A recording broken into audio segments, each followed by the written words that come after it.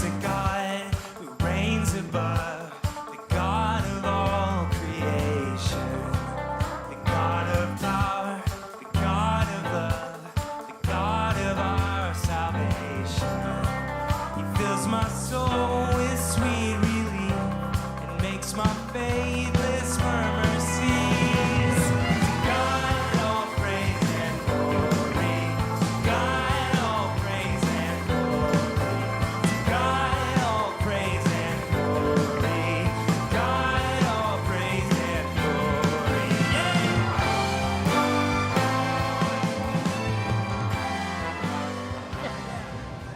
Welcome, folks. Glad you're here for another time with us at the table. I'm here with my friends Melissa and Stefan. All of us are staff members over at Front Street United Methodist Church in Burlington, North Carolina. We're glad you're joining us. If you've never joined us before, welcome. And for those of you who are home folks who've been here often, make sure down at the bottom of what you're watching, there's a share button. Make sure you share. But we're hoping that it is helpful to you. So that's the whole point. And so today, the second week, last week you saw us, we were making our way to the North Carolina State Fair. And today we're in the fair. We have had pretzels, and at least one of us had a corn dog pretzel. What was that thing called? Pretzel wrap, corn dog, pretzel dog. I don't know. Anyway, that I understand was delicious. And so, you know, here, the part of the reason we're here is because you get here and everything is in excess. I mean, have you ever had a Krispy Kreme hamburger? Or you ever had a fried piece of cheesecake? Or, you know, or you name it. It's just everything is excess. And you have the small little stuffed animals, and then you have the stuffed animals that you have to buy or rent a truck to take it home in. That's kind of the peculiar thing about State Fair is you come and you find the things that you never knew you wanted until you see them and you're like, oh, actually. Right. Goldfish. Do you really want a goldfish to take home and lug around the State Fair all day? Not in your normal environment. But when you're here, kids do. And when you're here, though, we just sat down with a family here a moment ago. They had churros. Churro-wrapped hot dog. Yeah, churro-wrapped hot dog and Loaded churros. Loaded churros. Yes. With M&Ms and fudge and Oreos and yeah. I don't even know. But what do you else. think those parents thought for a minute, this is what he wants? No, you can't have it. Right. No. They're here to indulge in the extravagant. The rules of the general day structure for that child and his family have changed, at least for a period. And I guarantee you that was his lunch. Oh, absolutely. A loaded churro. I mean, fathom that. So we came here because there are thousands of people here, all of us engaging in excess. As a matter of fact, over the time period of these 10 days of the fair, over 1 million people will visit here, all engaging in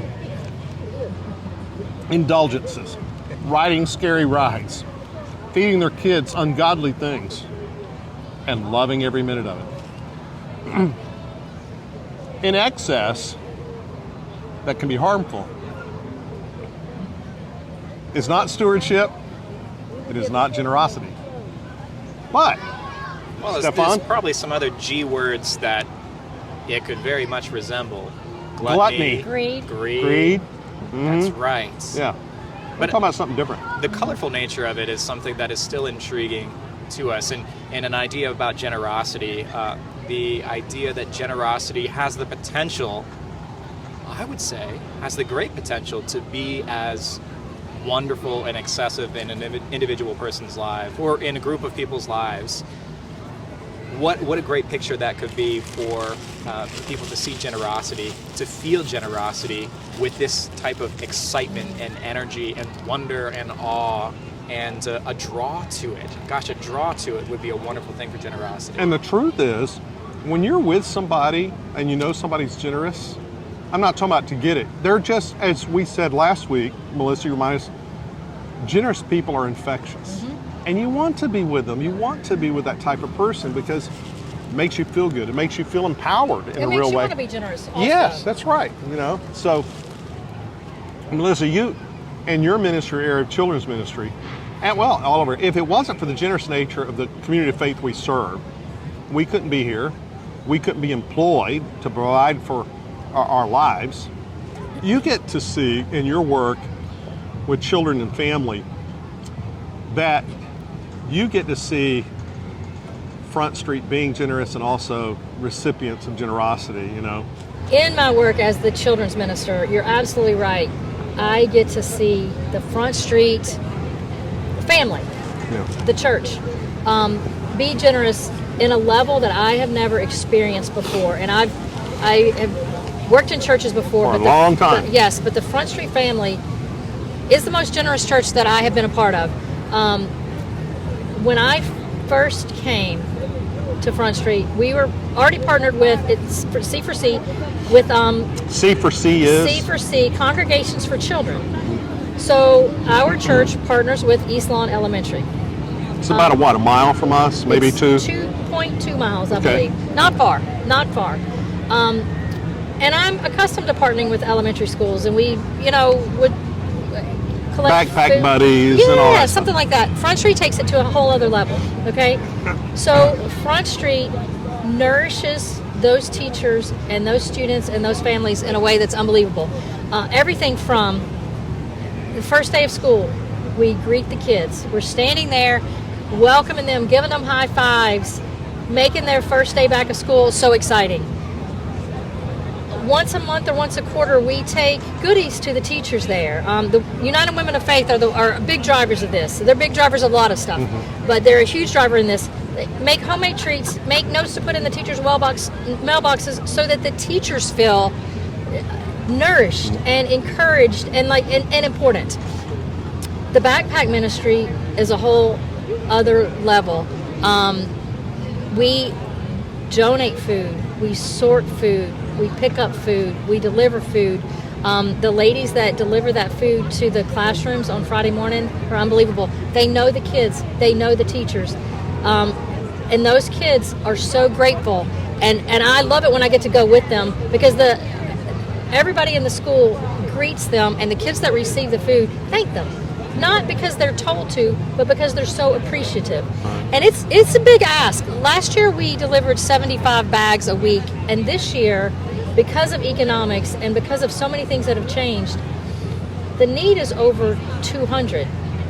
By the way, the social worker assigned to that school, they have 40 homeless families. 40 homeless families, which is not just about providing food for them, which is so important. Like I told you earlier, when I was meeting with the social worker, I hadn't had breakfast and my stomach was grumbling. And then I thought, some of these kids, they didn't have breakfast. They might not have had dinner the night before. And it really just put it into perspective for me. But so Front Street is providing the food, but they're also building relationships. Those kids, the teachers, the principal, they know the Front Street people. If the principal walked up right now, he would know who we are because we're building relationships. Some of the kids would know Front Street people as well because they also come to our church. We held their promotion ceremony for them. Thanksgiving. Wait till you see the Thanksgiving. We purchase turkeys and Thanksgiving meals for them, and we go and a group of people. We don't deliver the meals. They pick them up at East Lawn, but we take them to the cars.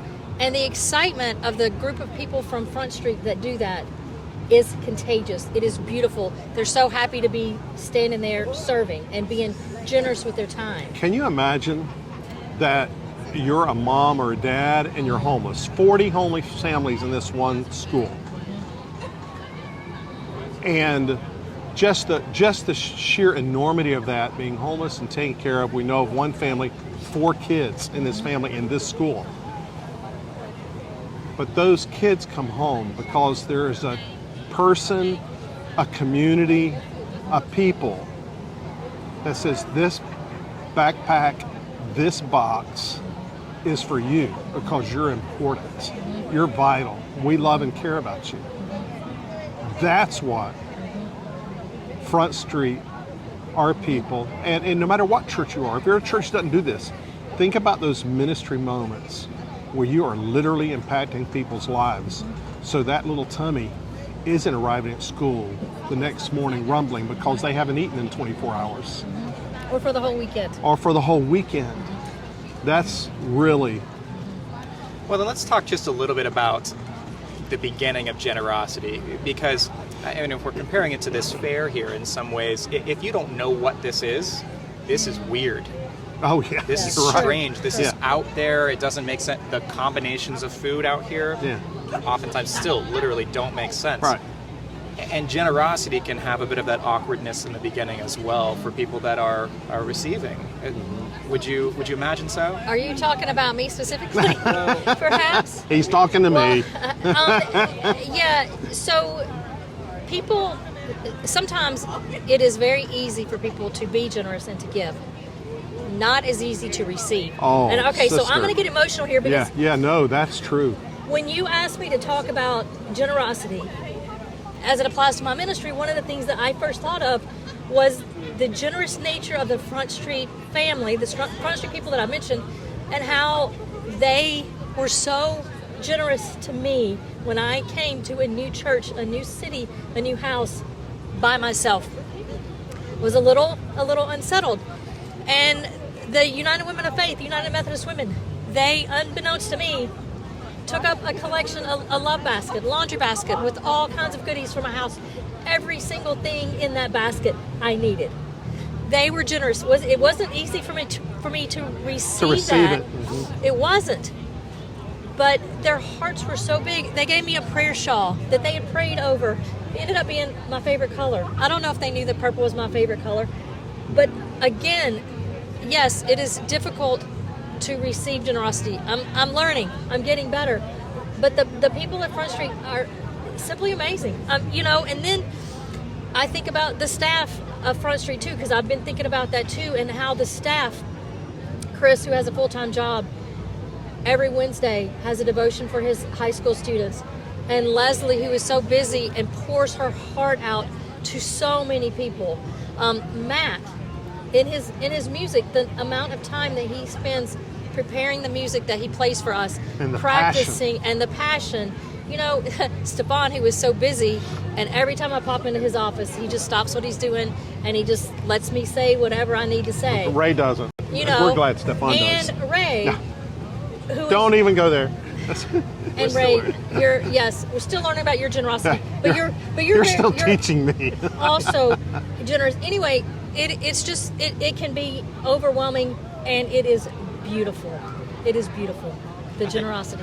One of the important things about this idea of generosity, it's awkward the first time that it's given, received. It's awkward the first time. And it's, gosh, if it's just the first time, if it's just that one time, that awkwardness remains. But it's the consistency Yes. of generosity that persists over and over again. And that's what I've seen with Eastlawn and this church. And I'm glad that you have been a recipient of that. But that consistency of generosity, keeping it over and over again, doing it in such a way that it is normal and more than normal. It is something that is so easy and natural for us to do as Christians and as people, as a church. Gosh, I hope for that. So I tell you what, we owe each other a corn dog. Absolutely. So let's go eat a corn dog. Let's. Stefan, you didn't want a corn dog. We're getting a corn dog. I'll have to get something afterwards. I am so thankful for, again, each of you joining us at the table each week as we learn about generosity. And for the next couple of weeks, we're going to continue sticking with it. So there is an opportunity for you to continue being generous in the way that you participate in this activity, which is to share this video with others. It is to like it, to put a comment on it for people to see what it's about, let people know. It's an opportunity for you to give generously. And what we'll do going forward is pray that you continue to have moments where you might be a recipient of generosity, to know what that feels like from the inside out for you. Let us build that together. Amen, people. See you at the table next time. La la la la.